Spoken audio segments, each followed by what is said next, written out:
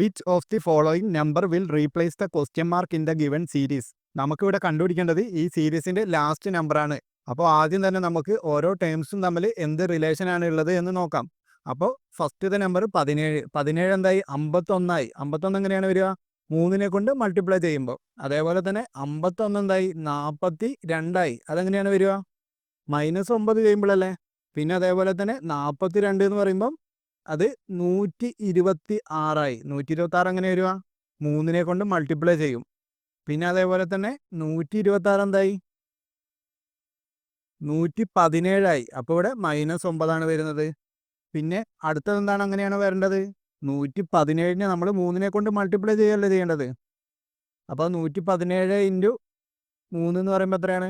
3 21 1 ശിഷ്ടം 2 1 3 3 3 2 5 3 351 ലാസ്റ്റത്തെ ടേം വരുന്നത്. അപ്പോൾ ഏതാണ് ഓപ്ഷൻ? നാലാമത്തെ ഓപ്ഷനാണ് ഈ ക്വസ്റ്റ്യൻ്റെ കറക്റ്റ് ആൻസർ.